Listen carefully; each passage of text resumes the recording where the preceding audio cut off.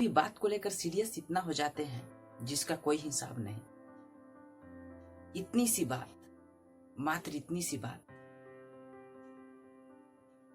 जिससे ना मालूम हम कितने दिनों तक लगातार बार बार उसे ही अपने मस्तिष्क में बार बार सोचने लगते हैं। कितने दिनों तक, कितने महीनों तक दिन बीत रहे हैं, तभी भी हम उस बात को नहीं भूल पाते।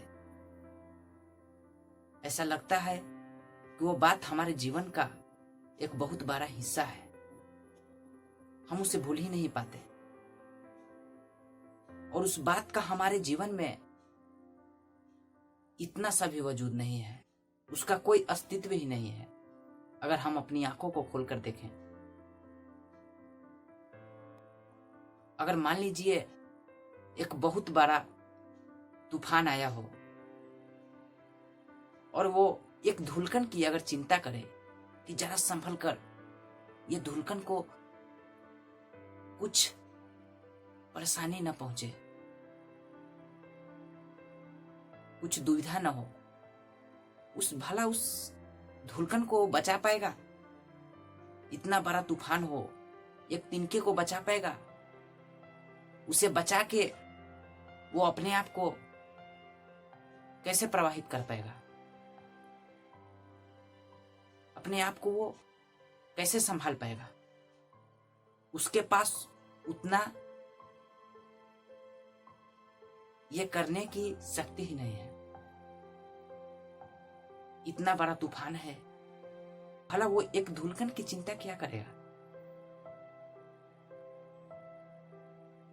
उसके पास इसकी कोई सुविधा नहीं है, क्योंकि जिंदगी भी ऐसी ही है। इतनी सी बात और इतनी बड़ी जिंदगी है। ये बड़ी जिंदगी के आगे इतनी सी बात समुंदर में एक छोटी मछली की बराबर है। इतना बड़ा समुंदर और उसमें एक छोटी सी मछली है। उस समुंदर के आगे उस छोटी मछली का क्या वजूद है? कुछ नहीं। ठीक इसी तरह हमारे जीवन में किसी भी बात का चिंता करने से पहले, उस बात से चिंतित होने से पहले हमें यह सोच लेना चाहिए कि यह बात हमारे जीवन में कितना महत्वपूर्ण है। अगर चिंता करने से पहले हम उस बात को तौल लें, माप लें, तो हमारे जीवन की आधी चिंताएं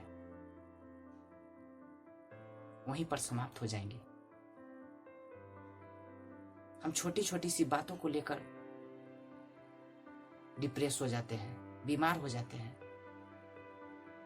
और बीमार इसलिए हो जाते हैं जिस तरह साइकिल की जो पहिए होती है, लगातार एक दिशा में समान अंतराल में बिना कुछ सोचे समझे जिस तरह उसे एक रूपांतरित किया गया है गोल, उसी तरह हम अपनी चिंताओं को रोकना नहीं चाहते, डरते हैं।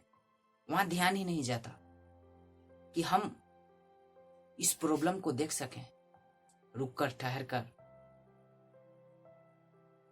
और अगर हम चाहें तो हम इसे यूं ही समाप्त कर सकते हैं। कोई प्रॉब्लम बड़ी नहीं होती।